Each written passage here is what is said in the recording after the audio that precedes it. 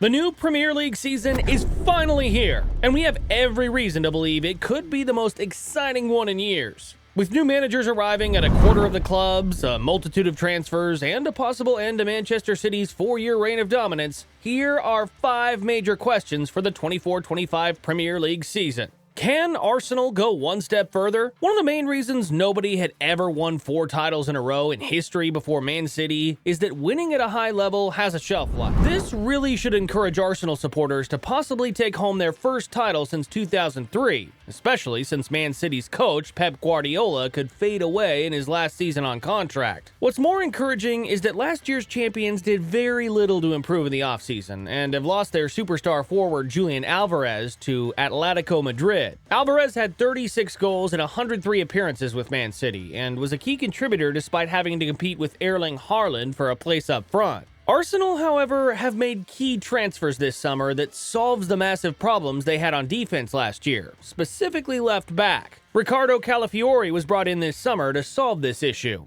Calafiori will give Arsenal an extra dimension because as good as Saliba is at coming out of the back with the ball, he doesn't get to do it often enough in the system Arsenal play. Calafiori is certainly extremely comfortable on the ball, and starting at left back seems like a great spot for him. It will be exciting to watch the Gunners this season and see if they can finally win another title. Can Manchester United bounce back? Manchester United entered the 24-25 campaign with cautious optimism, football-minded decision-makers appointed in the boardroom, and encouraging transfer business in the summer months.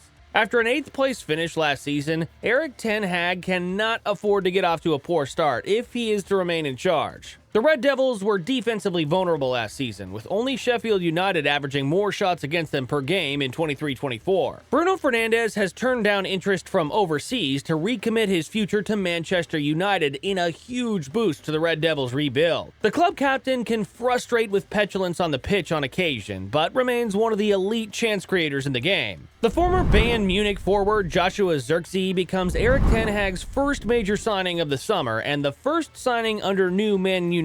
And man, is he different. At 6'4", he looks like a target man, but he has the feet of a playmaker and the pace to run the channels. Manchester United are one of a number of clubs who have been wondering whether this unique skill set is just what they need. And after week 1 against Fulham, they were right. Joshua Zirkzee had 11 goals in 34 games last season and could potentially turn into a superstar at Old Trafford. Toby Collier is another young player to watch this season. The 20-year-old midfielder has made an impression in the preseason after being handed the chance to stake a claim for first-team involvement this year. Collier began his career at Brighton before being snapped up from the Seagulls in 2022 and has confidently pushed himself to the fringes of Erik ten Hag's team. A midfielder who eats up the ground on opponents and can slow the game when in possession, he's hoping to earn a regular role in a Manchester United midfield that has too often malfunctioned in recent seasons. Manchester could very well have a bright season ahead. What 5 teams will be at the top of the table this season? Comment your answer below, and don't forget to subscribe to our channel for more football content. Will Manchester City be banned from the EPL? A hearing that will begin in September will determine whether City is guilty of 115 alleged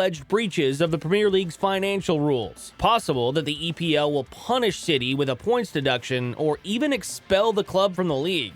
A massive deduction could land City in the relegation zone by season's end, no matter how many games they win. The charges relate to a range of financial misconduct allegations over a period spanning several years, with accusations including inflating sponsorship revenues and disguising the true source of funding, breaching of the league's financial fair play regulations, and failures to disclose accurate financial information. City was previously banned from UEFA competitions in 2020 amid similar charges from the European governing body, but that ban was overturned later that year. It has been widely reported that this point deduction could be upwards of 70 to 80 points, which would ultimately guarantee getting sent down to the championship. City has long denied any wrongdoing, maintaining that they have always acted within the rules and have remained confident throughout the investigation that they will successfully defend their case. With legal teams from both the Premier League and Manchester City preparing for what promises to be a contentious and closely watched hearing, The outcome of this inquiry could set a precedent for how financial rules are enforced in English football moving forward. Can Liverpool dominate this season? Liverpool's era under new boss Arne Slot got off to a winning start with a 2-0 win over newly promoted Ipswich Town at Portman Road. Slot, who has yet to make a signing since taking over, is the first permanent Liverpool manager to win his first league match in sole charge since 1991. The key tactical facet of Slot's football is being able to pass the ball quickly and under pressure, and we think Liverpool is an incredible fit for him. But do they have enough to make a run for the title this year? Of all the teams in the Premier League last season, Liverpool were perhaps the most deserving of their position behind the top two. Just last season, they were ranked first in shots taken and ranked third in goals and goal difference. They'll be circling week 3 of their schedule this year as they face a hungry Manchester United team coming off their worst ever Premier League season. It may be a while before Slot's football takes hold, especially considering he's applying his tactics to a team outside of the Netherlands for the very first time. Where will Chelsea end up? It's nearly impossible to predict how Chelsea will fare this season given the tremendous turnover at the club. Their new manager, Enzo Maresca, won 97 points playing sophisticated possession football with Leicester City in the Championship last season, and the former Man City assistant is very highly regarded. In preseason, Chelsea's highline have been badly exposed, while defenders tasked with playing out from the back have made numerous errors leading to goals. Chelsea have plenty of talent, but the difficulty is figuring out what the best combinations are, getting them on the pitch together, and keeping everybody happy with playing time. Only Premier League player to outscore Cole Palmer last season was Erling Haaland.